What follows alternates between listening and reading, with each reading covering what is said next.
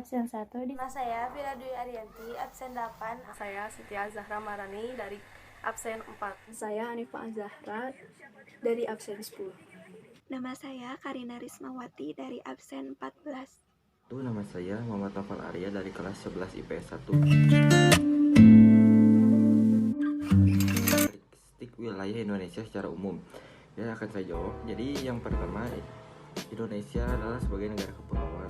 Yang kedua, Indonesia beriklim tropis dan berada di garis khatulistiwa. Indonesia juga terletak di 2 samudra dan 2 benua. Dan yang terakhir, Indonesia kaya dengan sumber daya alam.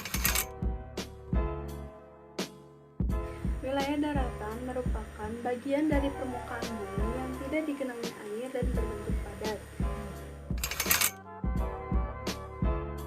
Yang pertama, pegunungan. Wilayah daratan Indonesia dipengaruhi oleh 2 sirkum pegunungan, yaitu sirkum Pasifik dan juga Mediterania. Yang kedua, ada gunung. Gunung-gunung di wilayah daratan Indonesia menjadi bagian cincin api Pasifik. Yang ketiga, ada daratan tinggi. Yang keempat, ada dataran rendah. Yang kelima, ada sungai. Sungai adalah aliran air yang berkelok-kelok dan juga membentuk muara dengan bagian hulu dan hilir. Yang keenam, ada danau.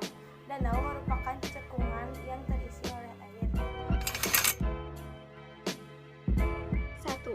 Dari pegunungan, yaitu sebagai usaha perkebunan dan tanaman industri. 2. Dari gunung, sumber penyimpanan air dan untuk menyuburkan tanah. 3.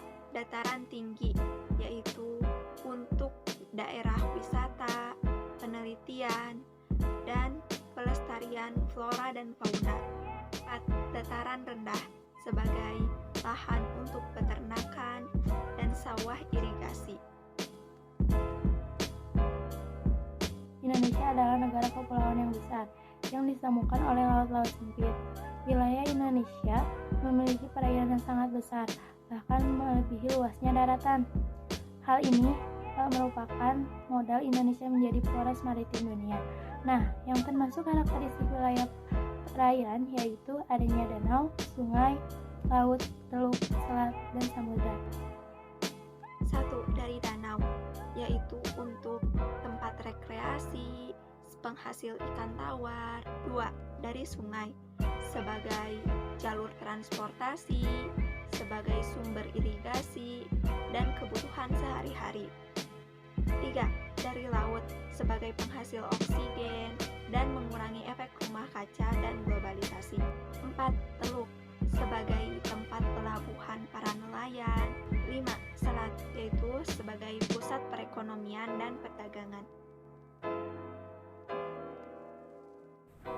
Yang pertama yaitu negara maritim. Negara maritim adalah negara yang berada dalam kawasan laut yang luas. Selain itu juga negara maritim biasanya negara yang memiliki banyak pulau.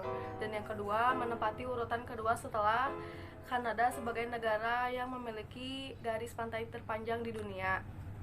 Dan yang ketiga, Indonesia yang strategis karena diapit 2 samudra dan 2 benua. Dan hal ini dimanfaatkan menjadikan posisi Indonesia sebagai poros maritim dunia. Karakteristik di wilayah daratan Indonesia merupakan belahan dari permukaan bumi yang tidak digenangi air dan berbentuk padat. Karakteristik di wilayah perairan merupakan belahan dari permukaan bumi yang digenangi air.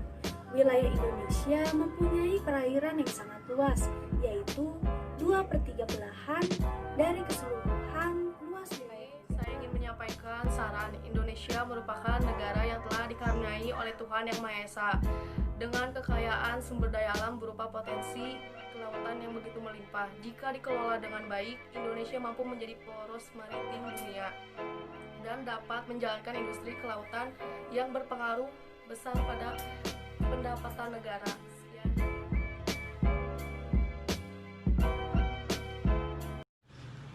Yang di rumah pokoknya stay safe, jangan lupa pakai masker.